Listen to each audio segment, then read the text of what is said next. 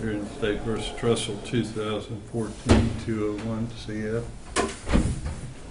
It's on. Okay, all right. I'm just, let the record reflect Mr. Trussell's present with his attorney. That's probably a point we need to discuss. I've noted a couple of times that Mr. Trussell has gotten up and left the courtroom. I don't have a big problem with that if he has to go to the restroom or excuse himself, but I don't want to later hear some complaint that he was not present for proceedings. So if you want to waive his presence, Ms. Garcia, I guess we can waive his presence and we won't have to make a deal about it. But if there's not a waiver, then we're going to need to, he's going to need to get permission of the court to absent himself. I don't know how you wish to proceed on that.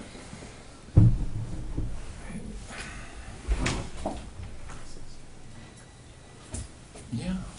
Okay, I waive his presence, Your Honor, with his agreement. All right, is that correct, Mr. Trussell? That's correct. All right, you understand you're not going to later be heard to complain that something happened in your absence. You understand that? I'm not going to complain. Well, I mean, I don't, that, sometimes at the moment that's a situation, but then sometimes things don't turn out the way you like, and later down the road you want to make some complaint. I'm good either way, but you do need to understand you're waiving your presence in the courtroom for proceedings. You understand that? I'm not sure what all that entails, but well, I have to go to the bathroom occasionally, and I don't know what else is required of me. Well, what would be required is you would request the court for permission to leave the courtroom, and you would not be allowed to leave the courtroom without the court's permission. I'm not trying to enforce that, but I'm trying to tell you that unless we do that, I need to have a waiver from you of your presence in the courtroom. That's totally up to you. What's that? That won't be an issue. All right. I'm going to be happy to. It's all right. So you're waiving your presence in the proceedings. right. Yes. Yeah. Okay. All right. Sidebars. I've been a little uncomfortable with how the sidebars are going. I'm concerned that the jury might hear what is being said at sidebar. So what we're going to try today, and we'll just kind of see how it works out. We're going to step out the back door and do the sidebars in the hallway right outside the courtroom. I've talked with the court reporter, and I think we have a process worked out where that'll be easier, and then we don't have to be as concerned with the jury hearing what's being said at sidebar. We'll experiment with that. I think that'll work better, and we'll try that. Just want to give you all a heads up on that. Anybody have a question about that? No, sir. Did we get our evidence list that directed us to get last night? Your Honor, the state has provided Ms. Garcia with the exhibits that we will, this morning we will move into, attempt to move into evidence. And she's had them since for probably over a year. I was provided this morning with this stack. I have gone through this stack rather rapidly. I was given it about 15 minutes ago, and I've gone through this list. It is, and these are my copies that I guess I'll have at council table, so there'll be no need for her to come over to show them. The state's position is that much of this stuff in here is totally irrelevant to the charges before. And I wasn't trying to get any legal admissibility of anything. I just wanted to do away with the delay of, you know, her having to bring you a document and you spend the time to read the document. And, you know, I don't want to try to get into ruling on admissibility at this point in time. I just want to do away with the wasted time that we had yesterday. So this accomplishes that. All right, Ms. Garcia, you've given Mr. Meggs a marked copy of what you anticipate you'll be using today. Yes, today, yes. It may be everything, it may not, depending on what his witnesses do. And do you have an evidence list? Yes, Uh, he has the list. Uh, Oh, no, I need- I don't have an evidence list written out. I have the exhibit list. It's a separate document behind the witness list that lists all the different documents. The ones you've marked? Yes, what I did is I just put a blank exhibit label on them because I don't know who I'm moving them in through or what order. Well, you need to know, you didn't misunderstood me. I want a number on them. I want them 1, 2, 3, 4, 5, 6. It doesn't matter whether it ends up being in order.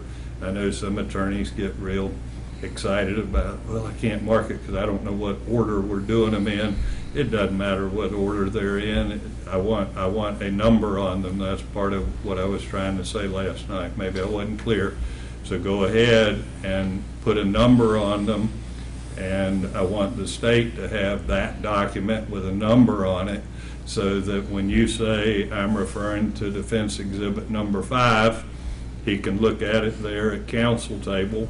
And I want it the other way around. You should have what the state has and know what their number they're going to call it, just so we don't waste time over the exhibit. So I want you to put a number on what you anticipate you're using, and I need a copy of the evidence list.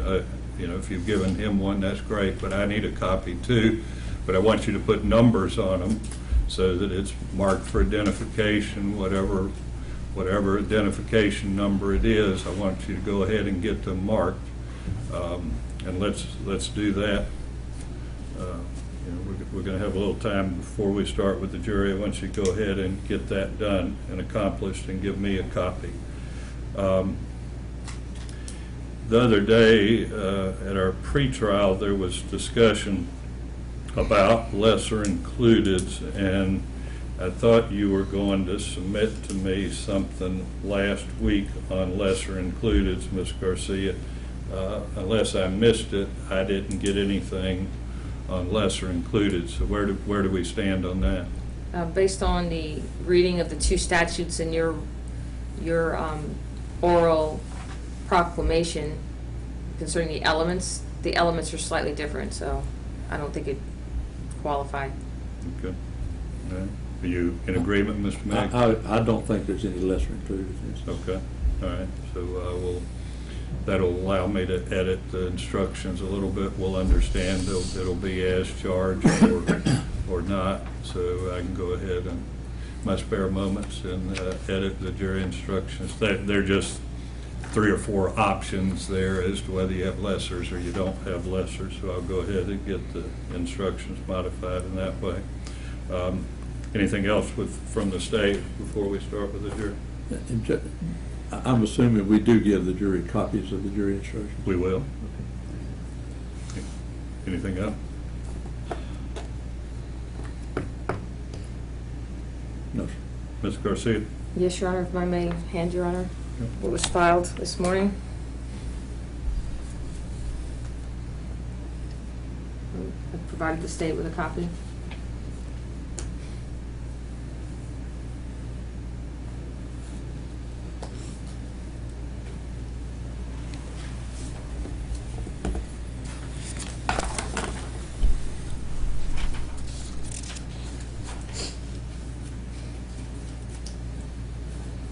Is this the original, or have you filed this? No. What's that? They're all originals, Your Honor. They're Have all, you filed this? yes, it was filed. Okay, all right. I have the motion to declare a mistrial. I'll deny the motion to declare a mistrial. While we're on the topic, I'll just give you a heads up. I'm going to take a similar position as to Judge Parker, so you may want to be prepared for that. We're not going to keep Judge Parker under subpoena again. He's going to be on the stand, so whatever you wish to ask him while he's on the witness stand. Anything else? Your Honor, based on that new ruling, again, I renew my motion for mistrial based on the fact that, once again, you're preventing effective assistance of counsel by completely depriving counsel of properly served subpoenas for her witnesses to put the case on as the defense sees fit. You're forcing me to put my case on through the state's case.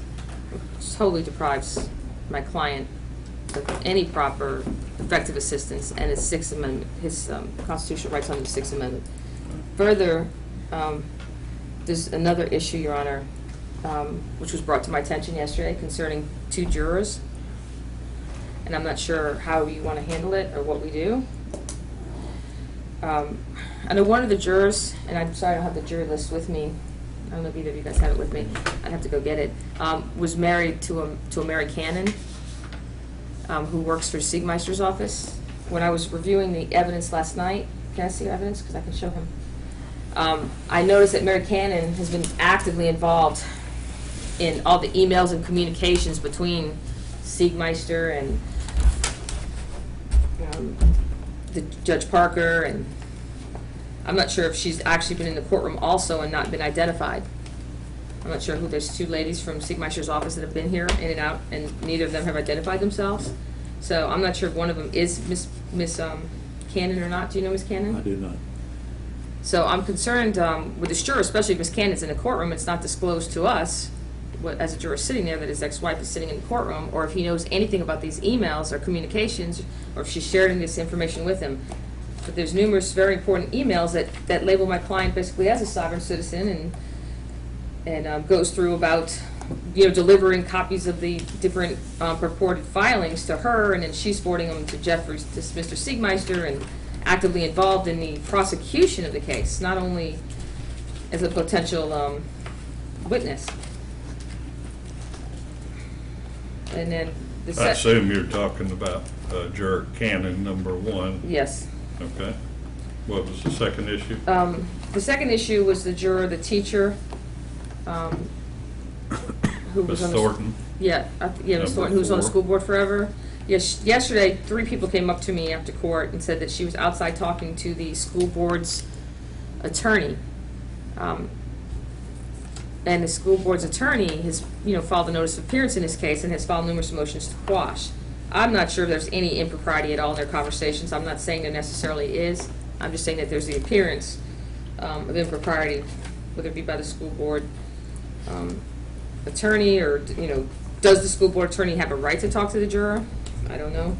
I just wanted to let you know that was brought to my attention yesterday. The Mary Cannon letters, or emails, Your Honor. I'll put this back together. Anyway, are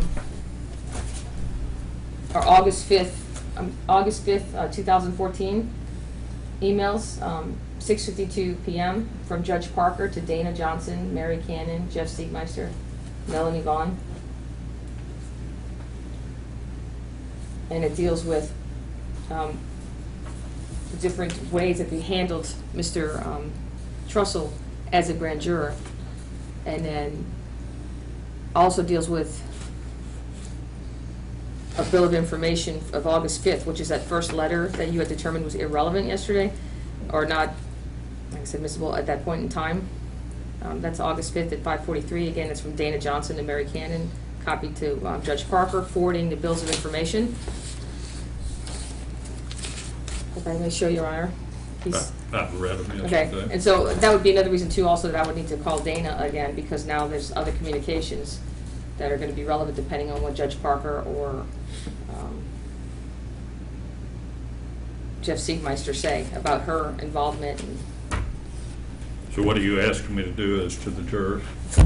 I'm not sure, Your Honor, what you would do in a course like this, whether you take them aside and ask them, or however you handle it. Well, what are you So each asking court- me to do? I'm not sure, we might need to voir dire them just to ask them to clarify, to see if there is any basis or not. Is that what you're asking me to do? Yes, I Yes. think so. Mr. Meggs? Judge, I believe Mr. Cannon disclosed that his wife works in the state attorney's office.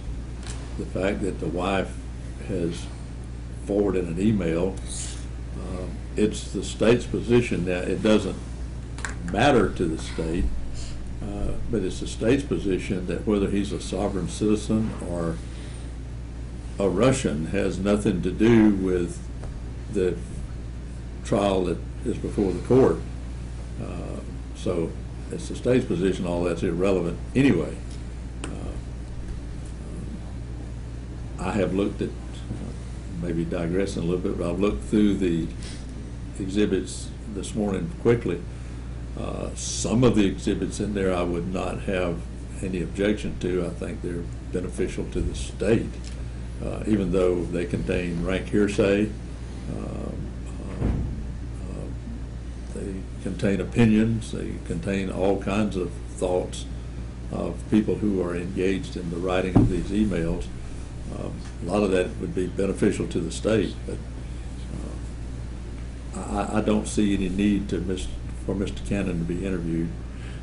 Y'all remind me, my recollection isn't perhaps what it once was, but it's my recollection Mr. Cannon had said they were separated and had been separated for some extended period of time. I don't remember how long that was. I think it was years, as I recall.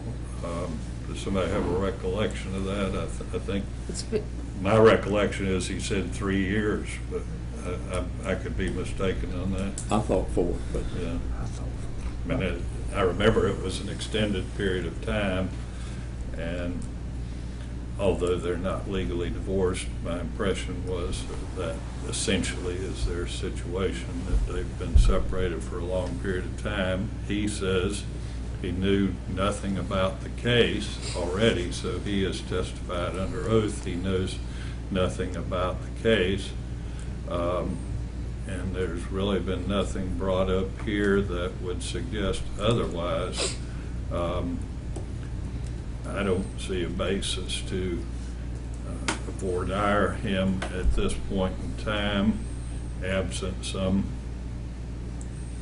before we presume that someone has lied under oath. I think we have to have something more than what we knew yesterday, which was that she works in the office. And I guess we have an additional fact that she may have been copied on some emails. So I'm going to deny the request to voir dire Mr. Cannon. There's nothing that's been raised about Ms. Thornton that even suggests impropriety. This is a small community. I think the attorney we're talking about, I believe, was Ms. Watson that stood in on the hearing the other day. The fact that Ms. Thornton may know an attorney in the community and, have conversation with her is certainly nothing inappropriate. So I don't, when you start singling a juror out and voir diring them, I think you put added pressure on the juror and at least imply that they have done something wrong without more than what we know at this point in time. I'm not prepared to imply that they have done something wrong, because there's no evidence that they have, so I'll deny that request. Anything else, Ms. Garcia? Just a renewed motion on the motion limine in relation to the use of the term filing. I'll deny that again. May Anything else? I ask a question, Your Honor, about the jury instructions? You may. Have you determined what jury instructions that you're allowing for the defense? So the defense has the theories of the case? I think I've been real clear. Just have to see what you prove, and then we'll discuss it after the evidence is presented. I can't rule on defenses before I hear the evidence. I mean, it's not like the elements of proof for the charges. I mean, those are well known in advance, but what defenses are available is going to be a matter of what you prove. Well, one of the defenses is clearly in the statute. It's a section in the statute, just like the definition of legal process. Well, I'm not going to take up any of the defenses till you've rested your case, and then we can have the opportunity to discuss them all in an orderly orderly fashion and decide which ones apply. Am I going to have an opportunity to argue my defenses at my closing, Your Honor? Or are you going to wait till? Certainly. No, we're going to have the jury instructions finished before closing argument, certainly. You will have an opportunity to argue what jury instructions you want, and I will instruct the jury before closing argument on the substantive instructions, and certainly we will know in advance of closing argument what instructions are going to be given, and in fact the jury will have a copy of them with them when you make your closing argument. All we've done so far is just kind of try to get a draft so we can be, that process can be done a little more quickly. Anything else? Well, as to the exhibit list, Your Honor, I'll continue the numbering from number 10, but this can't be done in 10 minutes. So I don't know how quickly you expect me to get this done. I can do it as fast as I can, but I can't sit here and, Get done what you can in 10 minutes. in 10 minutes, I'll get 3 things labeled because it's separated. Well, So if you want it do what you labeled, can. I need more time, Your Honor. we'll start with the jury at 9 o'clock.